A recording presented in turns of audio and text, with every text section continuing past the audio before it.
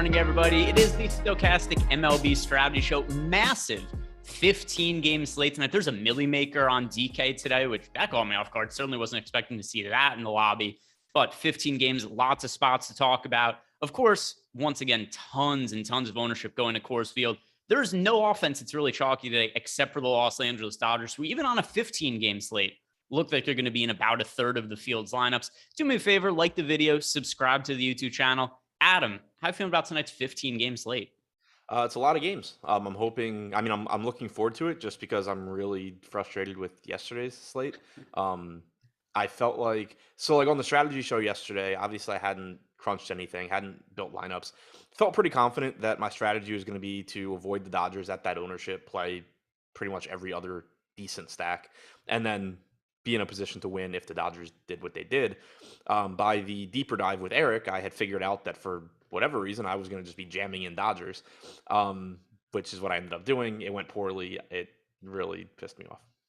Well, if it makes you feel better, I lost money in a different way. I played 0 Dodgers bats yesterday. I didn't have any lineups with a Dodger in them, but I figured if I'm going really contrarian at offense, I could just play the chalk pitchers that are safe today, and they suck too. So there was, I think George Kirby finished with -7 fantasy points. There was like 12 out of Jordan Montgomery, but it was absurd. In single entry last night, Kirby was like 70% owned. Montgomery was 50%. The Dodgers were about 40% owned as a stack. So I felt pretty good just not being on the Dodgers. Still didn't really matter. I didn't end up making money last night. And there was just crazy, terrible lineups yesterday, particularly in single entry where people tend to play a lot of the chalk. But today, 15 I think my cash lineup on DraftKings yesterday scored 28 points. Which I'm sure there were some head-to-heads where people probably won scoring like 30 points. Yeah. I mean, I only played head-to-heads yesterday because with the pricing, I figured 50-50s and stuff were just going to be paying the rake regardless. Only played head-to-heads. Didn't profit, mostly just because I happened to lose my highest stakes one, but didn't get swept and scored 28 points. Yeah, which, I mean, just anything that was chalky yesterday sucked. There was nothing that was high owned. I think off the top of my head, obviously the Dodgers were the highest owned offense. I think the Nationals came in as the second highest owned offense, and they also kind of sucked yesterday. So, yeah, you just wanted to be contrarian yesterday, and then you would have printed money. Yeah, somebody in chat said they beat me 40-27 head-to-head. almost football score. He almost doubled you up.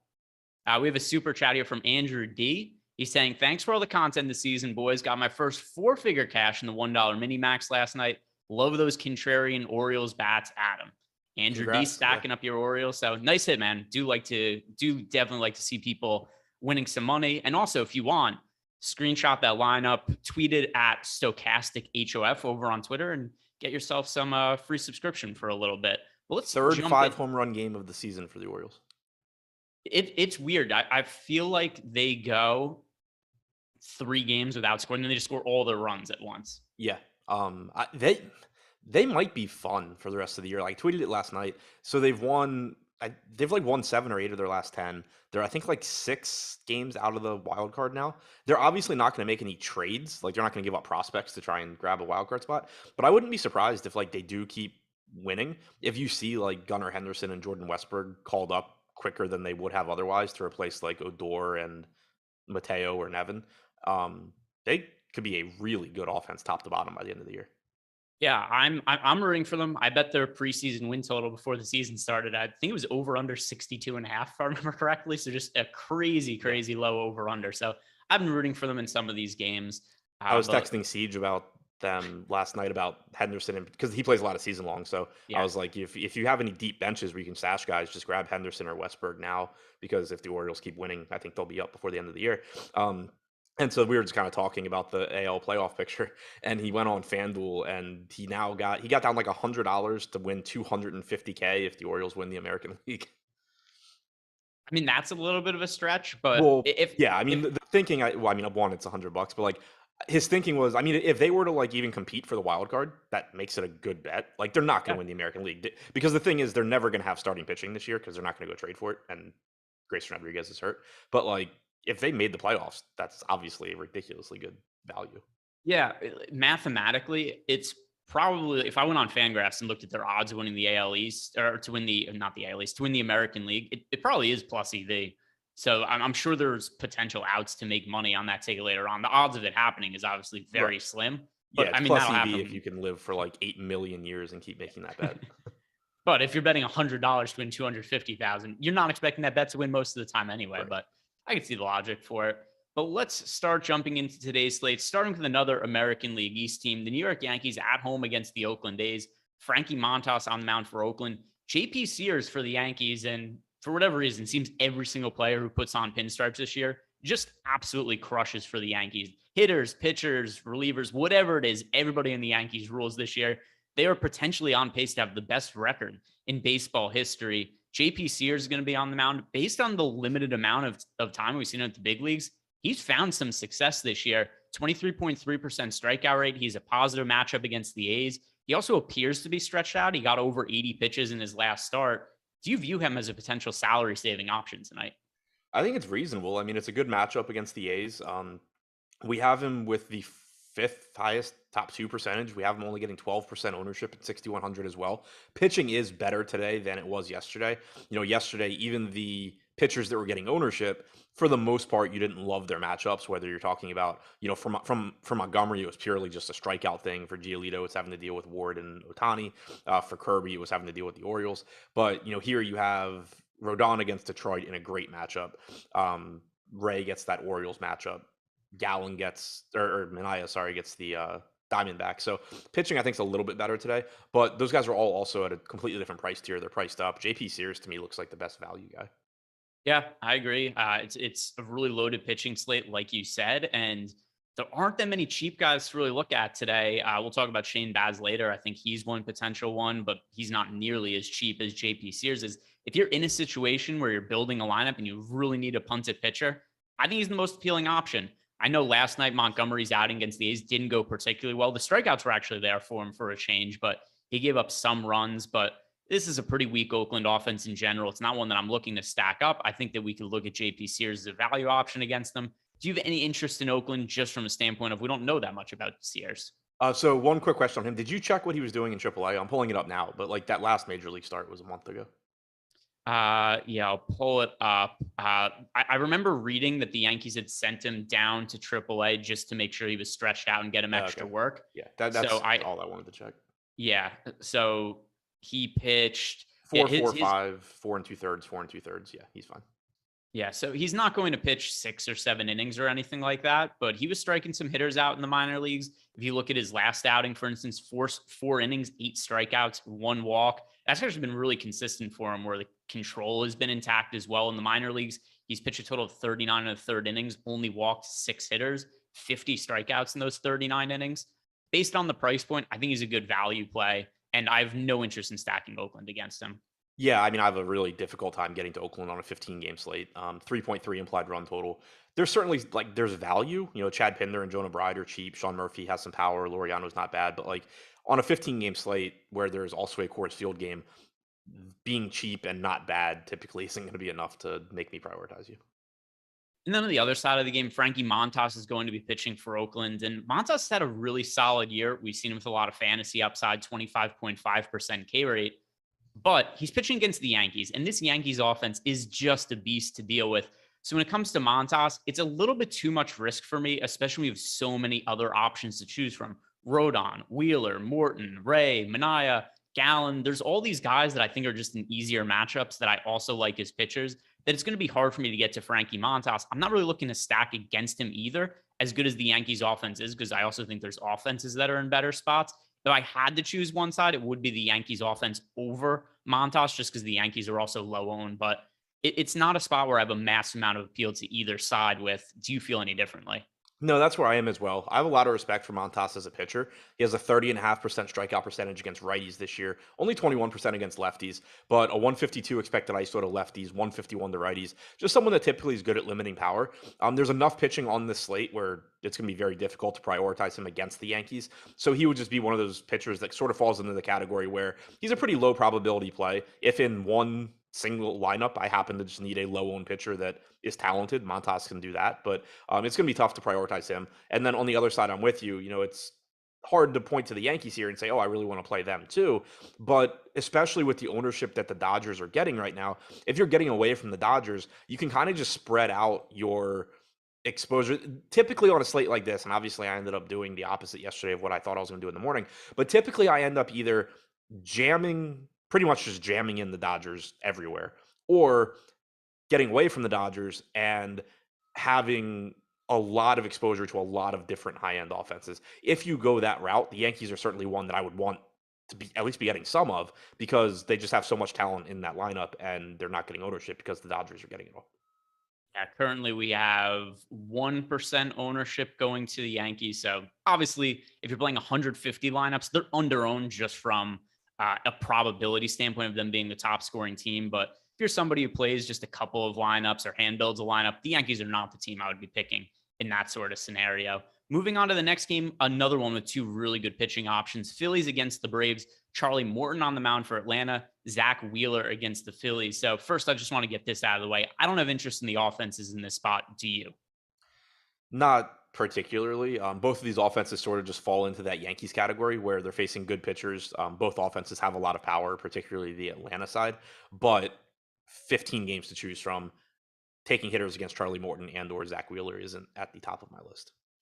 All right. So now let's talk about the pitchers and the merits of them. Zach Wheeler is going to be the second most popular pitcher on today's slate, only behind Carlos Rodon, at least per our current ownership projections. Charlie Morton, he's going to be a little bit more of a contrarian play. And Morton's coming off a really strong start against the Giants, where he was a really low owned play, ended up being a difference maker on that slate. So really slow start to the year for Morton, but the strikeout stuff has always remained intact. He's also struggled with a little bit of bad luck. If you look at some of his underlying numbers, he does have a 307 BABIP, a 71.4% strand rate. That's about reasonable, but still 4.84 ERA for Morton. But he has an expected ERA in the low 4 range, 4.17, and then also FIP 4.19. So by all indications, this is a guy who should have a low 4 to high 3 ERA, and then also that comes with strikeout stuff that makes him appealing for fantasy purposes. So between Morton and Wheeler, which of these pitchers do you like the most for fantasy, or do you just like both of them? I like both. So Wheeler's getting more ownership, like you said. It's certainly a dangerous matchup against Atlanta, but there are a lot of strikeouts in this lineup, and there's a lot of power too. But Wheeler, is a really good pitcher. He has the fourth highest strikeout percentage, or tied for third with Shane Baz, on the slate behind Carlos Rodon and Brandon Woodruff. So I really like Wheeler. I understand why he's getting the ownership. I'm interested in Morton on the other side, though, at that relatively, low 10% ownership mark, because while he's not as good a pitcher as Wheeler and he is still pretty expensive, this is a bit of a watered down Phillies lineup as well, with, Bryce Harper having a broken thumb. You're likely to have Schwarber, Hoskins, Castellanos at the top. But then it kind of drops off. I mean, Gregorius and Real Muto probably hitting 4 or 5. And then after that, Herrera, Baum, Stott, and Moniak. It's not the same Phillies lineup that, we normally get when Harper's in there. Yeah, and even for the year, the Phillies offense hasn't been that great against right-handed pitching. 22.3% K rate and 98 WRC plus. Now we're taking Bryce Harper out of the mix. I mean, realistically, this is a bottom 8 offense probably against right-handed pitching without Bryce Harper, just because he's so important to that team. They don't have that much depth at the back end. So I do think this is, to your point there, I agree with you, kind of an underratedly easy matchup that people might overlook. And then as for Zach Wheeler, 28.3% K rate for him. He also got off to a slow start this year. That's a thing totally of the past. He's been incredible as of late. And he's going up against the Braves offense that, while good, there's a lot of strikeouts to be had. This is one of the teams with the highest strikeout rates in baseball. Atlanta, while there is some risk because of the firepower in their offense, 25.4% K rate against right-hand pitching. So I think both of the pitchers in this spot are ones to consider. And then Wheeler's also very high priority pitching option cash games as well as tournaments for me. Moving on to the next game here, Nationals against Pirates. We just talked about some really good pitching matchups. This is not going to be one of them. Patrick Corbin on the mound for Washington, and then it is Jose Quintana on the mound for Pittsburgh. Quintana hasn't been that bad this year. Corbin's been a total disaster, though. He seems to get hit hard just about every single one of his outings. 1.79 whip. That goes to show how many batters he's letting get on base, nearly 2 per inning. The Pirates don't have a particularly good offense. They do have some young hitters they've called up as of late to make it look a little bit better from a talent standpoint. But what are you going to do when Patrick Corbin against the Pirates, where generally a bad offense against a bad pitcher? Yeah, I mean the price tag on Corbin, I think it's fair to say is too cheap, in the sense that like any remotely competent major league pitcher at 5,300 that is fully stretched out is underpriced, especially if they're facing the Pirates. But at the same time, I kind of just doubt that you need the savings that much. Like on a 15 game slate, it's just going to be easy to find hitter value because for one, pricing typically just isn't that tight these days anyway, and for two, you're still just going to like with 30 lineups coming out, there's going to be a handful of guys that um, are not priced to be hitting, towards the top of the order or wherever they end up being. So you're going to be able to find plenty of hitter value to make it so you probably don't need to get the Patrick Corbin. If you need a $5,300 pitcher, there's nothing wrong with going there. But he's projected for 18% ownership. To me, that seems a little bit high just for the reasons I just said. I think that you're probably going to be able to just make good lineups that don't need him. But he is underpriced. I understand, why there's at least some ownership going there. I can't imagine that people are actually going to get to him that much on a Yeah, that 15 surprised game me. slate.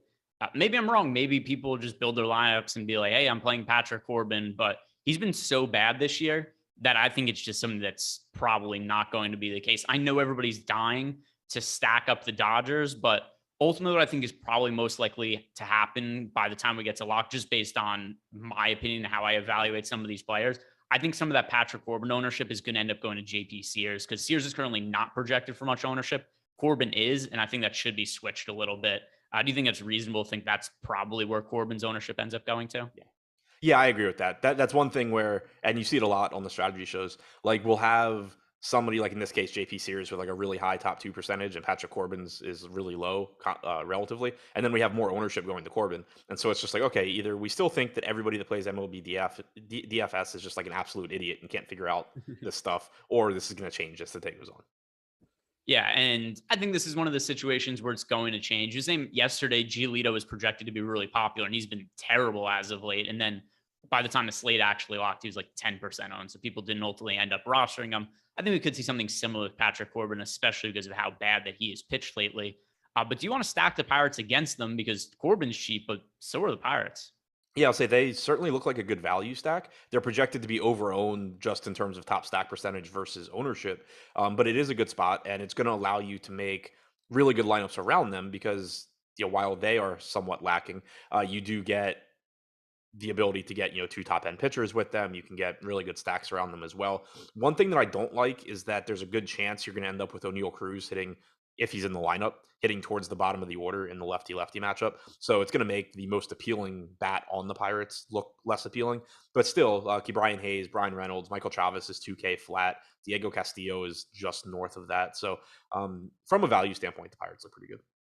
Then on the other side of the game, Jose Quintana, he's been okay this year. ERA, expected ERA, all of that seems like around 4 is probably reasonable. 20.6% K rate, 1.13 whip. The Nationals offense, we've got that one really dangerous bat in Juan Soto. Nelson Cruz has always hit left-handed pitching better than right-handed pitching.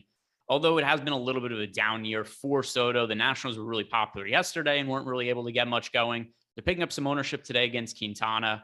Considering the Nationals are actually going to be played by people, and it's a 15 game slate, so it's 4% ownership. It's not anything too significant, but we do only have them with a 2.5% chance to be the top scoring team on the slate. Just in the interest of trying to minimize my player pool as much as possible, I don't really like Quintana, nor do I like the Nationals as stack here. Yeah, I don't really like Quintana too much. I am a little bit interested in the Nats because Quintana's had really drastic splits this year as far as lefties versus righties. He's only struck out 18.5% of righties compared to 32% of lefties. He's allowed a 227 expected ISO to righties, like 0.05 to lefties. And you look at the Nats lineup, Juan Soto is just transcendent. It doesn't matter. But Lane Thomas, Josh Bell, Nelson Cruz, Luis Garcia, the entire rest of the lineup, most likely, or sorry, not Luis Garcia, the entire rest of the lineup except for Garcia and Soto is likely to be right-handed. So from a stacking standpoint, that's pretty appealing against Quintana. But individually, I really, really, really like that $3,900 price tag on Nelson Cruz. And then if Lane Thomas is leading off at 3,300, that's going to look like a pretty good value individually as well. All right, so let's move on to the next one. And we got a little division rivalry matchup, Boston Red Sox, Toronto Blue Jays. Last night, Kevin Gausman was on the mound for Toronto. Did you catch any of that game in his giant glove? I turned it on for a second just to see how ridiculous the glove was after seeing your tweet. I will say, I wouldn't have noticed it if you hadn't said anything.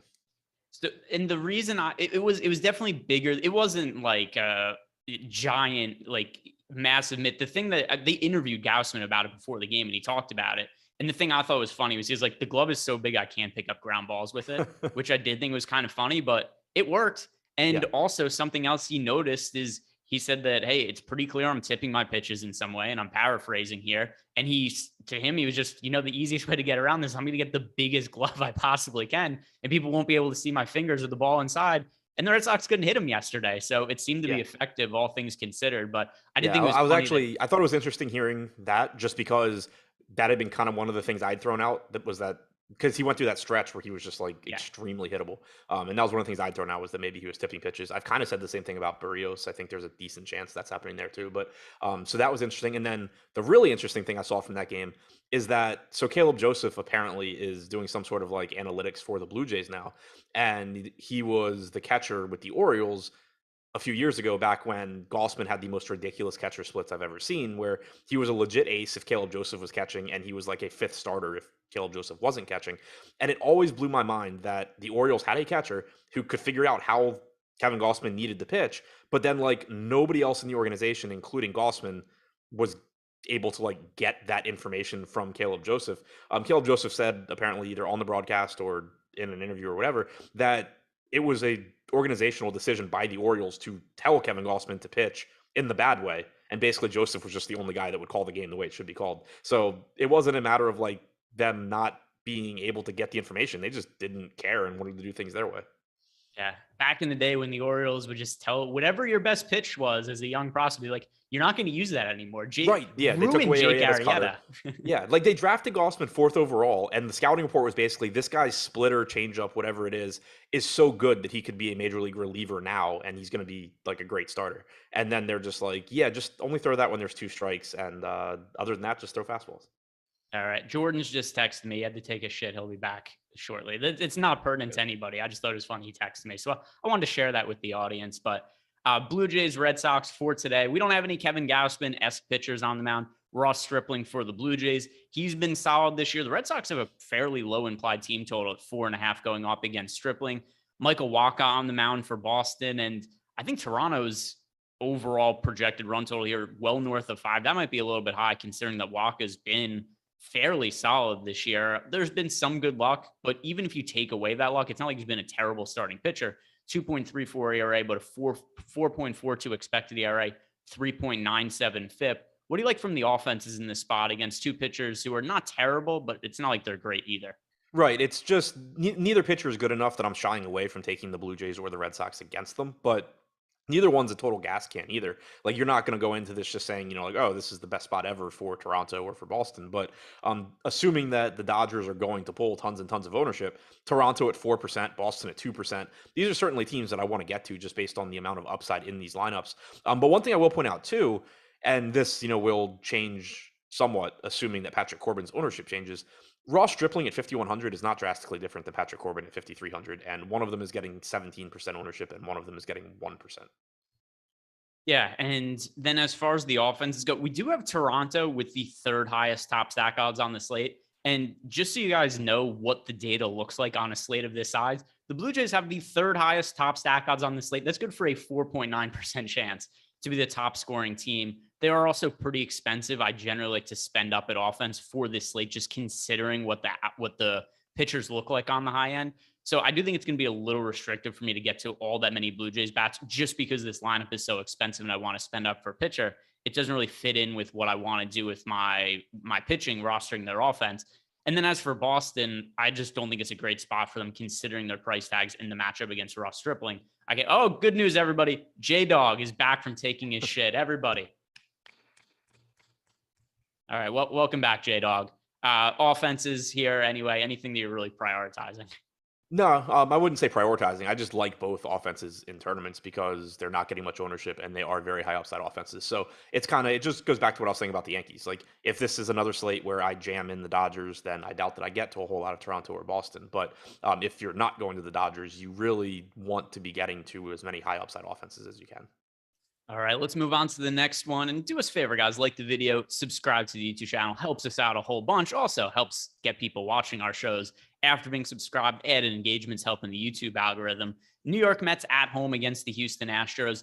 Pretty solid pitching matchup. Pretty quality offenses as well. Carlos Carrasco on the mound for the Mets, Framber Valdez for the Astros. I can't really get behind either of the pitchers in this spot. Valdez only a 21.1% K rate. Carrasco slightly better at 23.3%, but the offenses in this spot are so good and the pitchers are pretty solid as well. I think this game by and large is going to be one that I don't have that much interest in. I think there's going to be better spots to get to both from an offensive and a pitching standpoint. Is there anything you see differently in this game? Not really. I agree. Both pitchers are good. Both offenses are good. Always happy to get to the Astros, but I think it's likely I would get to even that like Toronto and Boston game before I get there. I do prefer the Astros side against Carrasco over the Mets side against Valdez, but the Mets certainly have plenty of good hitters as well. But overall, I agree with you. Like it's gonna be difficult to get to the pitching here, and it's gonna be difficult to prioritize the offenses against those pitchers. All right, so let's move on to the next one then, because 15 games. I think we found a spot we can kind of write off there and glaze past it. But next one, the Tampa Bay Rays against the Milwaukee Brewers, and there are some interesting talking points to be had about the pitchers in this spot. Brandon Woodruff on the mound for Milwaukee, Shane Baz on the mound for Tampa Bay. Baz, one of the best pitching prospects in all of baseball. He's been up and down to this point this year, but a 28.3% K rate. I like him as a salary saving option today. On FanDuel, I don't really think he's necessary. But for DK purposes, I doubt he's going to end up being all that popular in this spot. And at 7,600 with his kind of strikeout upside, is he a pitcher that you like getting to as a contrarian option? Because he's one of my favorite contrarian pitchers today.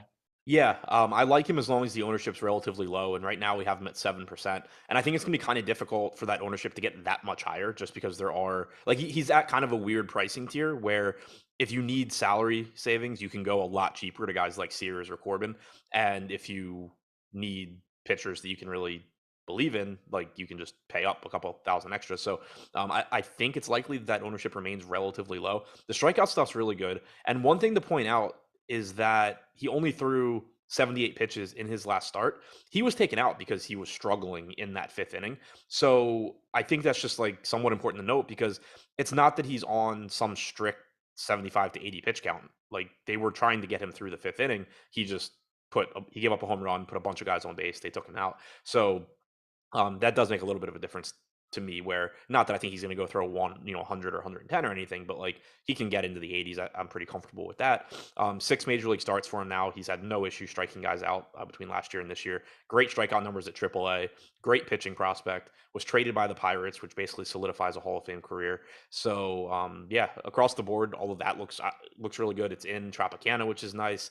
And then there's strikeouts in the Brewers lineup as well. Like there's some power there, but plenty of strikeouts to be had. I really like Shane Baz as a mid-range pitcher.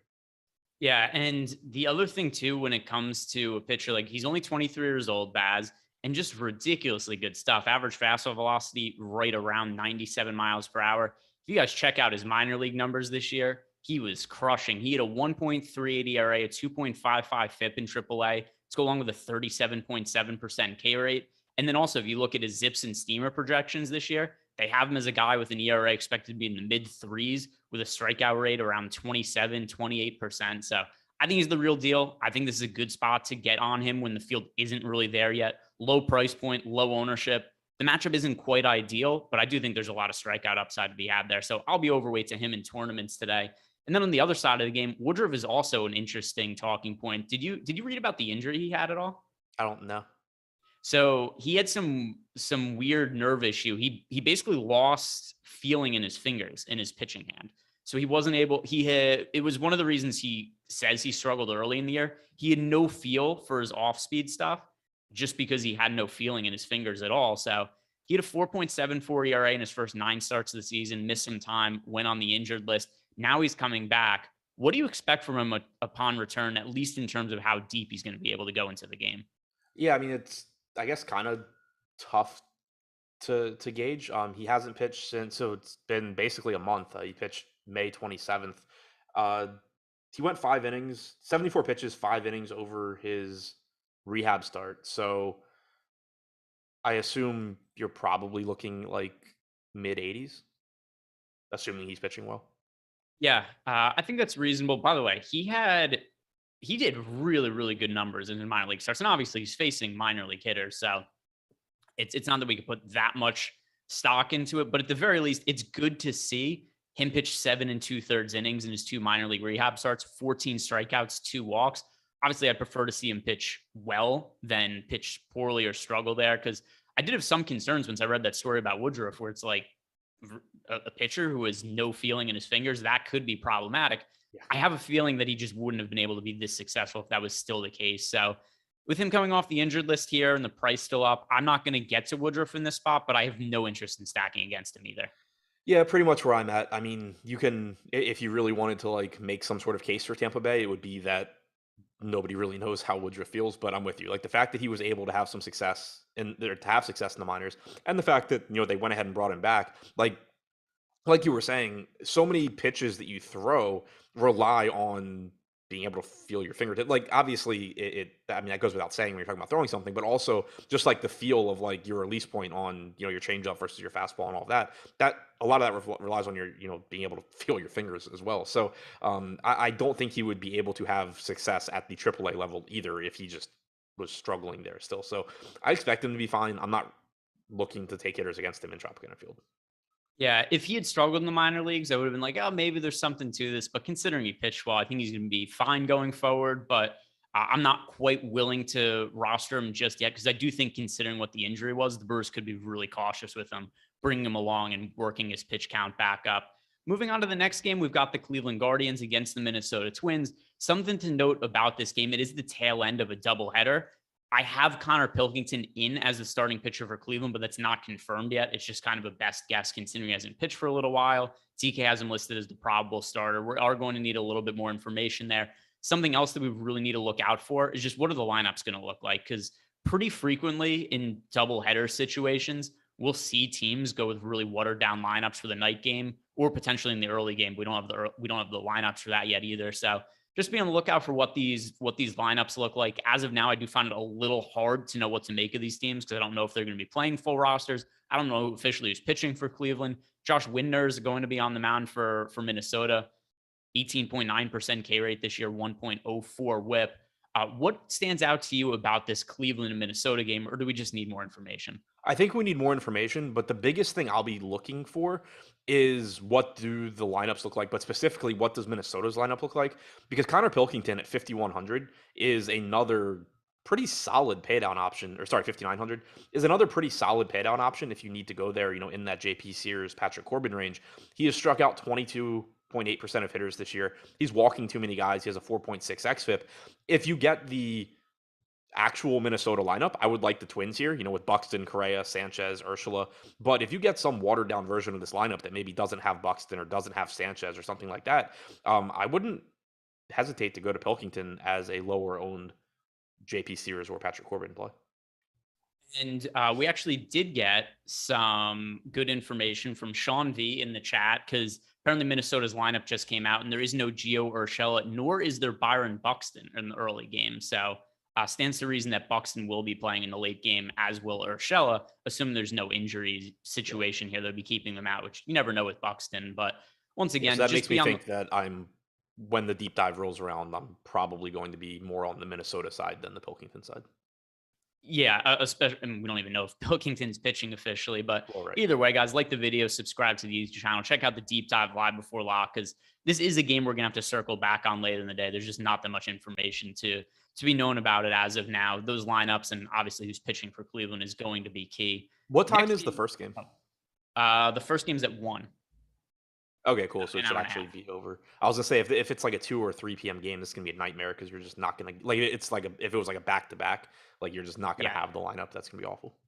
Yeah, especially because it's scheduled to lock at 7. But right, yeah, exactly. Yeah, considering the 1:00 lock, it shouldn't be an issue. But yeah, I agree with you. Those are nightmare situations, and we've seen times where the second game locks and the first game isn't even over yet, and you have no clue who's going to be in the lineup. Yep. Won't be an issue for this slate though. Next game here, St. Louis Cardinals at home against the Miami Marlins. Braxton Garrett is going to be on the mound for Miami. He was excellent his last time out against the Colorado Rockies. Was also really cheap for DFS purposes and presented some good value on that slate. But he's going up against the Cardinals today, a team that absolutely crushes some left-handed pitching. Guys like Paul Goldschmidt and Nolan Arenado in the middle lineup. This is one of the best overall offenses in the league against left-handed pitching. Does this make you have some interest in them against Garrett? I'm really interested in the Cardinals here. Garrett really hasn't been bad from a real life standpoint so far this year. Very limited sample, but 151 expected ISO to righties. He's gotten pretty unlucky with a 393 WOBA compared to 326 expected WOBA. Even if you go back to the start of last season, a 156 expected ISO to righties. But like you were saying, there's just so much good right-handed power in this Cardinals lineup.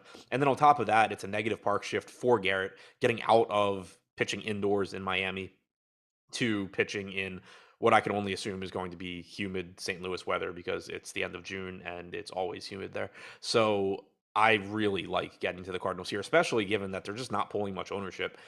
You're facing a pitcher that, even though he has done a decent job of limiting the expected power this year, he doesn't miss a lot of bats, and you're just not getting ownership. Tommy Edman right now leading the way on DraftKings at 4% projected ownership. Goldschmidt's 2%. He's $6,000, so it's tough to get there. But you're just going to have Freddie Freeman pull so much first base ownership away from Paul Goldschmidt. This is one of those spots where if the Dodgers just weren't playing in Coors Field, Goldschmidt would be a pretty popular option even at 6K.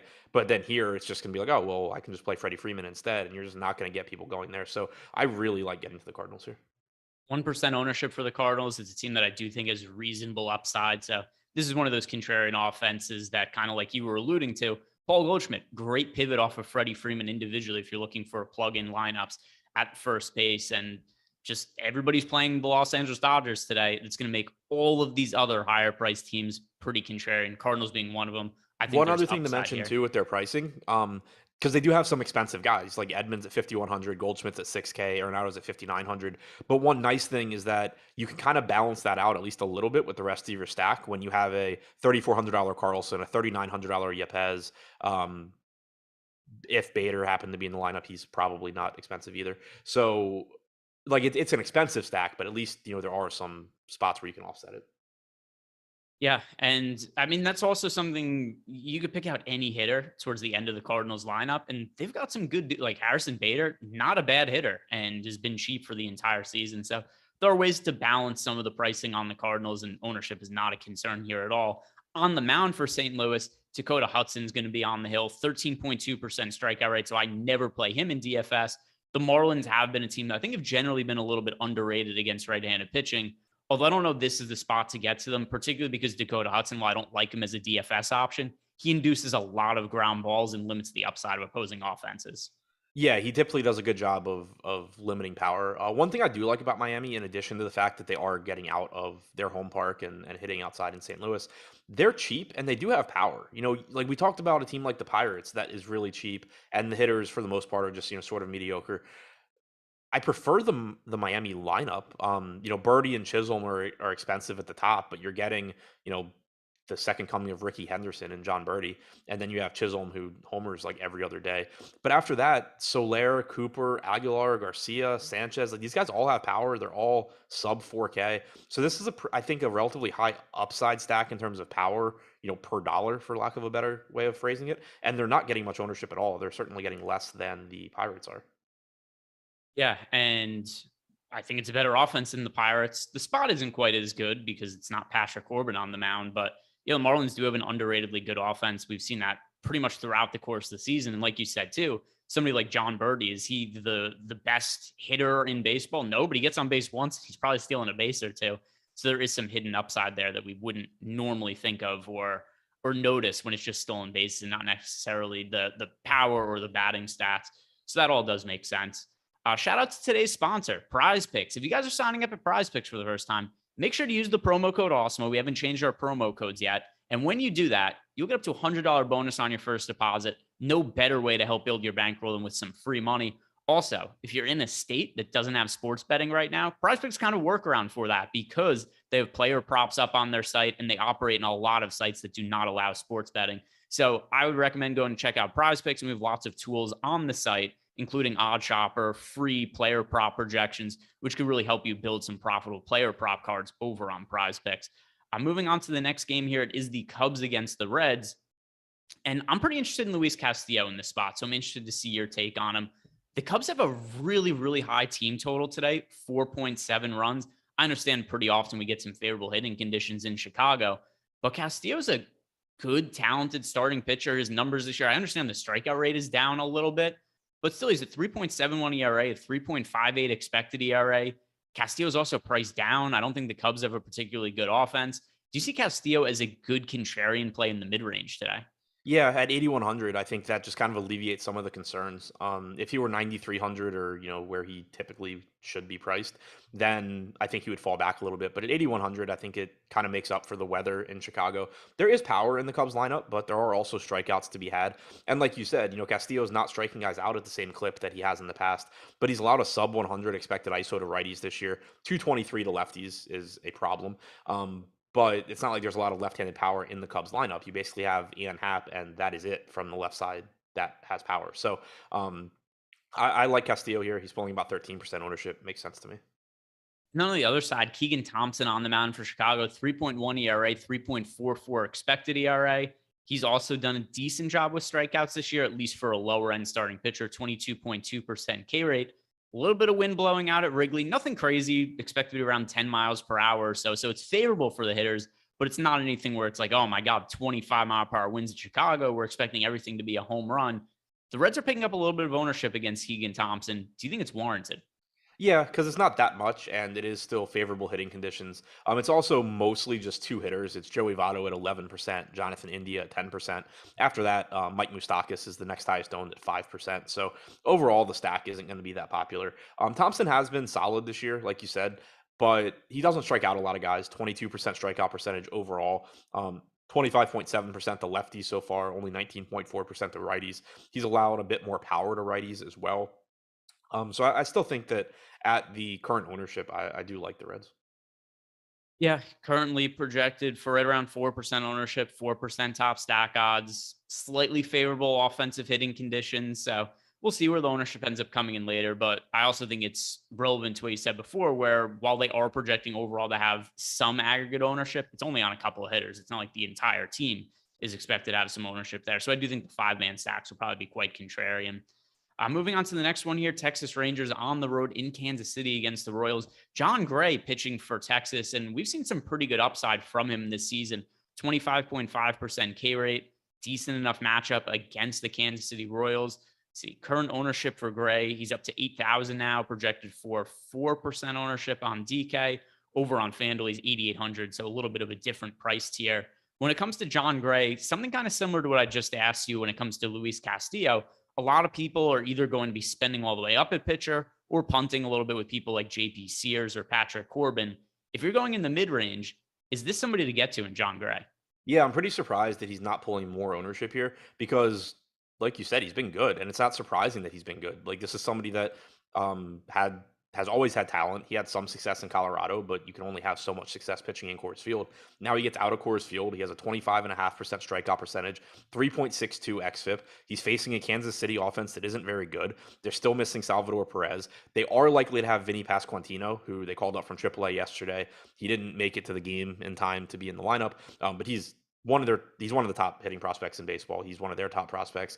Been absolutely raking at AAA. And from a John Gray standpoint, the scouting report on Pasquantino is that he's likely to have decent power, but really it's that he's just a ridiculously good bat to ball hitter. So not somebody that's likely to be striking out very often, likely to be a pain in the ass for opposing pitchers. So him assuming he's going to be in the lineup is not great for Gray. But all that said, at 8K for a pitcher with a 25% strikeout percentage facing an overall below average offense at low ownership, I'm certainly interested in Gray.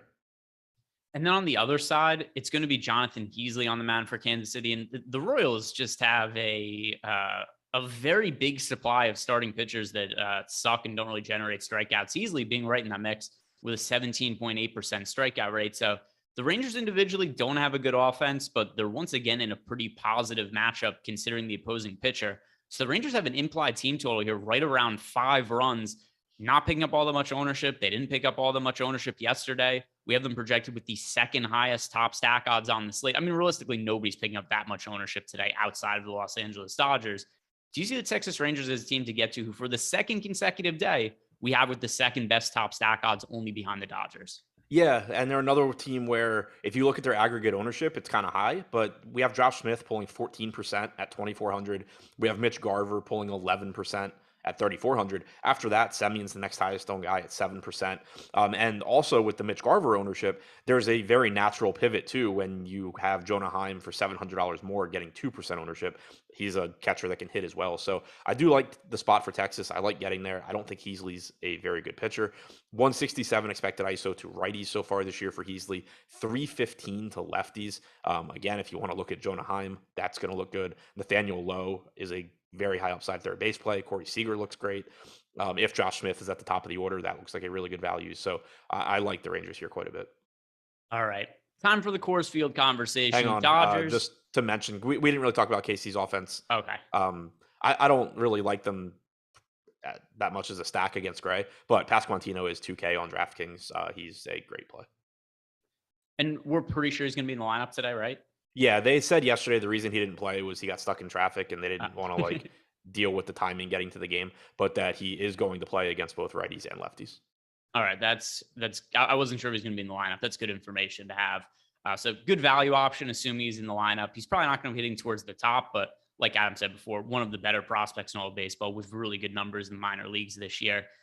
Now it's time for the Coors Field conversation. Dodgers and Rockies. The Dodgers implied team total 6.7 runs. There are only, how many teams have an implied team total over 5 today? The Dodgers, the Blue Jays, and that is it. So when you consider a 6.7 implied team total for the Dodgers, that is massive compared to the other teams. But we also have all of the ownership going to the Dodgers. Just like yesterday, they're expected to be in nearly 30% of the field's lineups, projected for 28.6% ownership on DraftKings. Not a single other team is picking up double-digit ownership as a team. Over on FanDuel, 25.5% ownership, and no other team is projected for more than 10% ownership on FanDuel either. Clearly, if you had to roster one team and guess who's going to be the highest scoring team, I would guess the Dodgers. You would guess the Dodgers as well. But how are we going to balance them compared to the ownership that they're picking up today? Yeah, I mean, that's kind of always the question. I expected yesterday to not be getting to them at their ownership, but I think what ended up happening for me is that the next best teams that I wanted to get to, the Yankees, the Blue Jays, the Twins, teams like that, their good hitters were still pulling like 7, 8, 10% ownership. And so I think what it ended up being was just that guys, the Dodgers at 20 to 25% just still ended up grading out better for me than the next best guys at like 10%. But you're going to get even lower ownership today since there are 6 more games than there were yesterday. So the way things look right now, I would think that I'm going to these other offenses that I've liked as opposed to the Dodgers. I thought that yesterday morning as well. But one way or the other, it's certainly a good strategy, whether that ends up being what I do or not.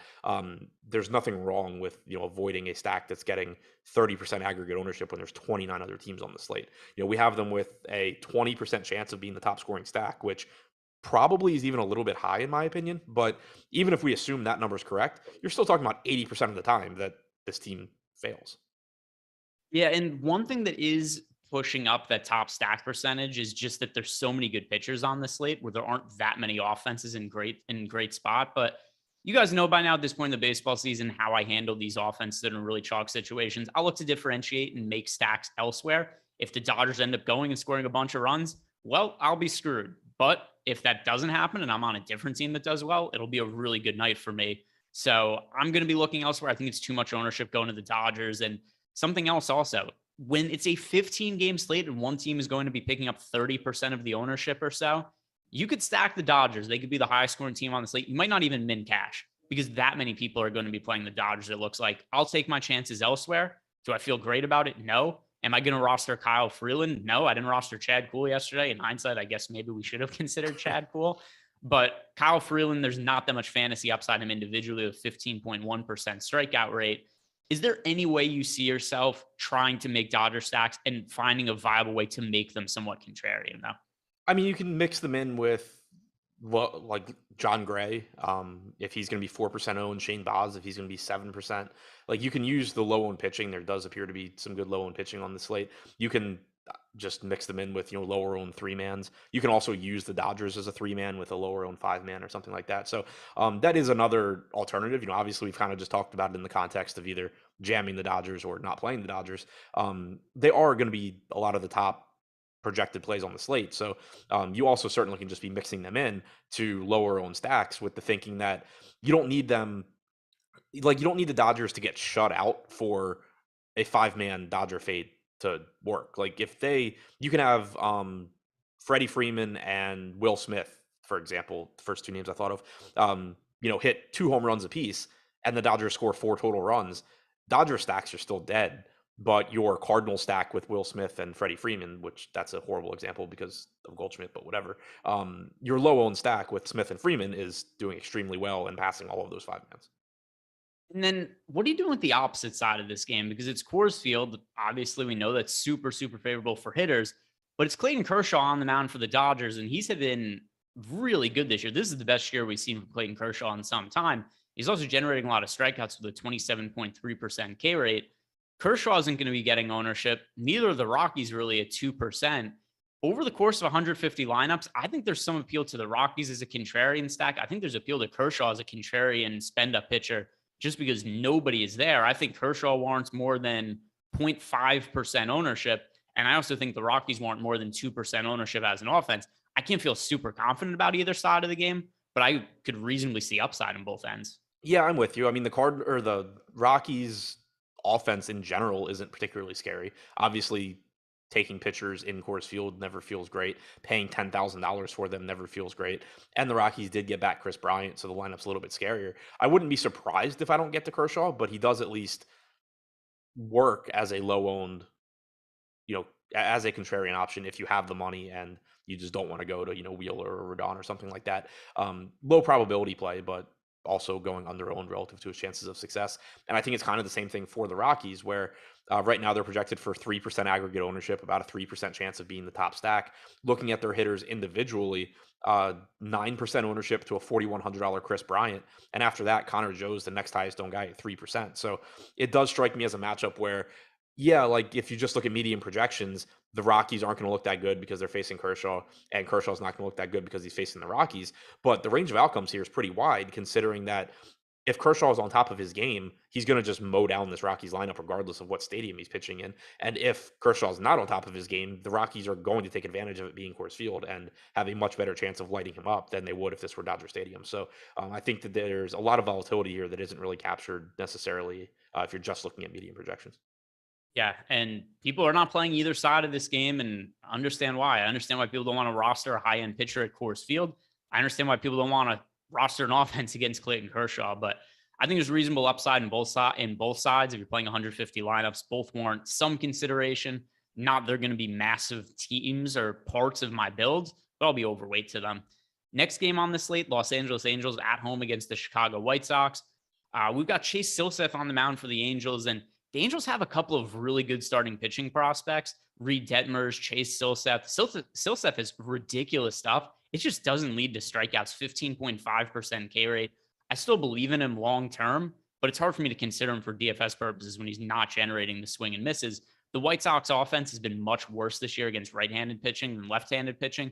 I understand they have Tim Anderson back in the mix, but this has just been an underwhelming White Sox team on the whole. So I don't think this is a great spot for them against Silseth, but do you like anything from this part of the game, whether it be Silseth or the White Sox offense? I think I'm a little bit more bullish on Silseth's future strikeout stuff than you, just because he did strike out 34% of guys at Double-A this year, and rest of season projections on FanGraphs have him at like 21 to 22%, depending where you look. But either way, it's going to be a tough spot to get to him here, taking on a White Sox team that started out the year really slowly, but not surprisingly, has improved offensively. When you just look at the names in that lineup, you expected them to at least be a league average, if not better, offense. So it's just not a spot where I think it's going to be particularly easy to get to Silseth here. Yeah, and that's pretty much how I see it also. I don't think I'm going to get to Silseth. Don't think I'm going to get to the White Sox either. On the other side, though, it's going to be hard for me to not want to roster the Angels offense because Johnny Cueto's on the mound, and I get his results have been decent this year, but I don't buy into it at all. The stuff is nowhere near what it used to be for Johnny Cueto. He's 36 years old. When he made starts in the minor leagues this year, he was terrible. He got hit fairly hard in the minor leagues. So he does have a 3.19 ERA and a 3.53 expected ERA, but these are his expected ERAs his last few years in the big leagues. And this was also pitching in San Francisco, which is a very favorable pitcher's park. 4.95, 4.86, 4.76. Those are his expected ERAs over the last 3 seasons. I don't expect him to find all that much success this year. He's also going up against an Angels offense that has a lot of firepower at the top between guys like Shohei Ohtani and Mike Trout. So I like getting to the Angels here against Johnny Cueto. Where do you stand on this game? Yeah, Cueto Cueto always makes me nervous to stack against because I hate pitchers where their results, like sustained results, are just better than their stuff because typically it's some sort of like deception issue or, well, certainly in his case where he just changes his delivery every other pitch and you can't time it. So it's like when there's stuff that just doesn't show up in the numbers, I just end up getting murdered by that guy like repeatedly in DFS. But Johnny Cueto is certainly not the guy that I'm going to shy away from like Shohei Ohtani and Mike Trout and Taylor Ward, even if I do think that there's a little bit that doesn't show up in the numbers for why he's been relatively effective. Certainly happy to get to those guys. Yeah, and I mean to that point also about how hard he is to predict. Zips is actually sort of high on him the rest of the year. They have him with a 3.87 ERA. Steamer has him with a 4.65 ERA. That's about as big of a gap as you'll see on any one player when it comes to projection systems. And to the point you made before, that's why it's so hard to predict somebody like Johnny Cueto because it's not built on stuff. His stuff stinks. He's just good at pitching. He's kind of good at mixing up his pitch mix, but he struggled so much in the minor leagues this year that it's hard for me to think he's going to find sustained success in the big leagues. We'll see going forward. I'm going to like getting to the Angels today against Cueto. I stack against Cueto a decent amount to the point you made before. Sometimes it works. A lot of times it doesn't, but I think this is a good spot for upside, at least for the Angels. Next game to talk about, Diamondbacks against the Padres. Two really good pitchers on the mound here. Zach Gallen for the Diamondbacks. He's been not quite Cy Young caliber this year, but just a slight tier below that. And then Sean Manaea, also really good strikeout stuff, 25.5% K rate. Both the teams in this game have implied team totals under 4 runs.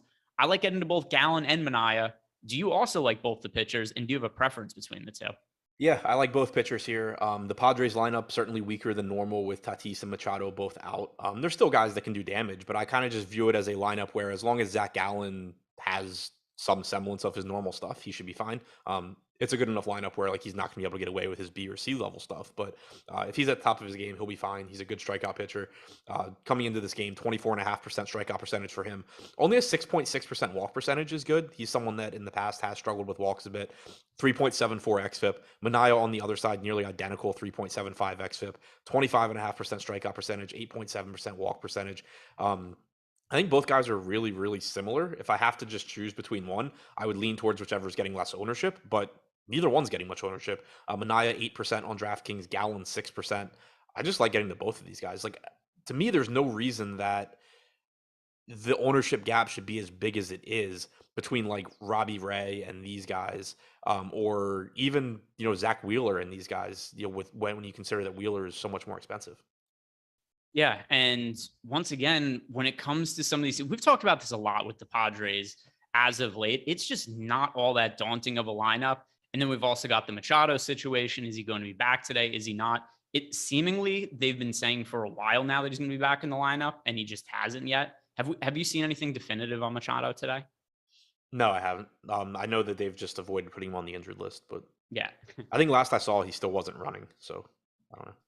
Yeah, there's been reports in the mornings that, Machado, good chance he going. And obviously, if the team didn't think he was going to have any chance of playing, they would just put him on the injured list. Right. So it seems that he's kind of close to a return. But if he isn't, this is an even easier matchup for Zach Gallen. The Padres don't have a great offense against right-handed pitching, and Gallen's been awesome this year. So Manaea, Gallen, I think both of them are pretty high priority pitchers for me. Manaea only projected for 8% ownership, Gallen 6%. That's not enough. These pitchers should be more popular. I really like getting to them. Anything else to add for this game? Nope.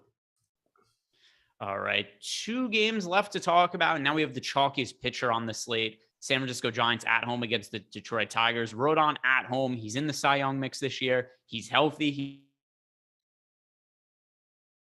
I can't hear you. You're muted, or my mic doesn't work, or you're frozen. Jordan, did you say he's frozen? Okay, so I wasn't really listening. I think we were on the Carlos Rodon game. This is I think the most obvious pitching spot on the slate. We talked about Zach Wheeler at the top in a relatively difficult matchup, but Carlos Rodon here getting the Tigers, one of the worst offenses in baseball.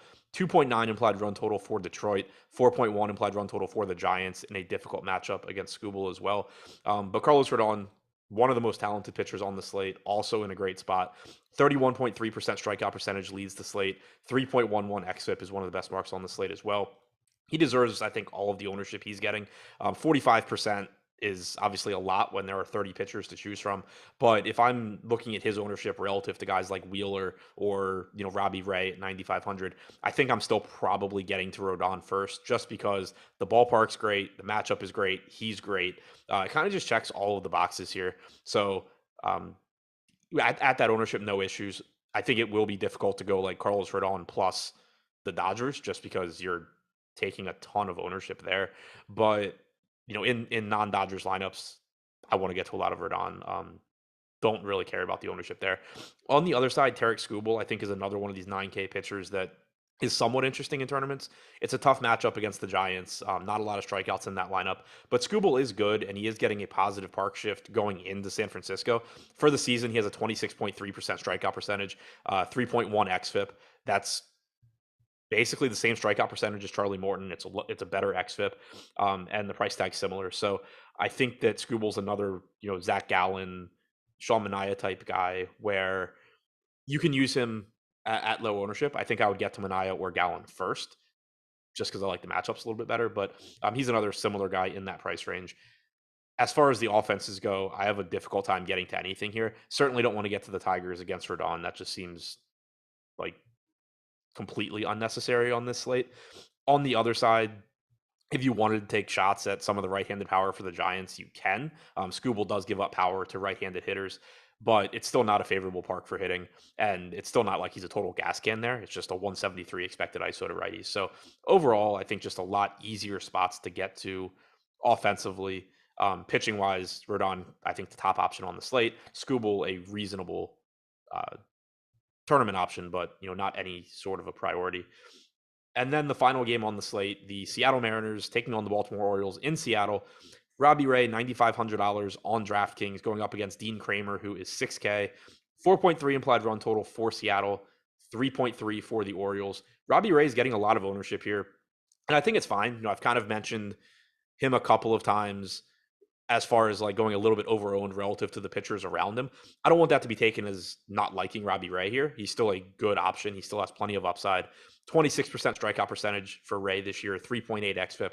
My only issue is just that I don't think he's markedly different than somebody like Gallen or Manaea, who has a similar strikeout percentage, has a similar matchup, and is just getting like 1/3 of the ownership. So that's kind of my only issue with Ray. I still think he's a good play. I just think right now he's projected for a little bit more ownership than he deserves relative to the very, very similar pitchers that are priced around him. On the other side with Dean Kramer, it's a good park to pitch in, and there is some chance that we get a watered down Mariners lineup here if the appeals are heard today. JP Crawford, Julio Rodriguez, Jesse Winker, all suspended for anyone that missed that, but they are all appealing. And as of right now, I'm assuming that they're going to be in the lineup. If that's the case, it's a pretty solid Mariners lineup. All three of those guys are good. Jesse Winker and Julio Rodriguez in particular. Kramer's also one of the weakest pitchers on the slate. So even if you do get a watered down Mariners lineup, it makes Kramer look better, but it's not going to move him up the list as far as guys where I'm starting to prioritize him. It kind of just would maybe move him into territory where it's like, oh, well, I'll use him as a pivot to Patrick Corbin or JP Sears in a lineup, but certainly one or the other, not going to be able to prioritize Kramer here. He's coming in with a 16% strikeout percentage this year, 4.75 xFIP. There's just a lot of pitchers that are going to look better regardless of what Seattle's lineup looks like. As far as the offenses go, I am kind of interested in the Orioles against Ray just because of the ownership that Ray is pulling and how much power is in the Orioles lineup. Ray's allowed a 192 expected ISO to righties so far this year. You have plenty of right-handed power here with Hayes, Mancini, Santander, Mountcastle, Rutschman, all hitting from the right side. So not a priority in the sense where I would expect to be getting to a lot of the Orioles, but there is just a lot of power here, a lot of upside for the Orioles. So don't mind that, especially if Ray's ownership remains high. And then the Seattle side, right now, we have them projected for 2% ownership with a 2% chance of being the top stack. Obviously, a lot of my interest there is going to depend on who exactly is in that lineup. But if the appeals are not heard, I do like Jesse Winker quite a bit at 3,900. He's gotten off to a slow start this year overall, but his expected numbers have been pretty good. He has a 219 ISO and 395 WOBA against right-handed pitching since the start of last year. So far this year, only a 304 WOBA and 0.083 ISO, but a 381 expected WOBA and a 199 expected ISO. I think he's a bit underpriced here for his talent level in a good matchup against Kramer. Julio Rodriguez also has been great so far early in his major league career. He's really expensive, but would still make for a good tournament option. So if those guys are in the lineup, I do like Seattle, especially if you are not getting to the Dodgers. Yeah, and you have more ownership to allocate to these other stacks. Also, Seattle would be a really good team to use around the Dodgers, where they're not going to get much ownership, and you can balance it out that way. If you get the watered down Seattle lineup, I'm perfectly fine just pretty much staying away from them. So yeah, I guess Greg's not coming back. There's probably some promo or something I'm supposed to say right now, and that I'm not going to say. Yeah. So have a good day. Thanks for watching. This was fun.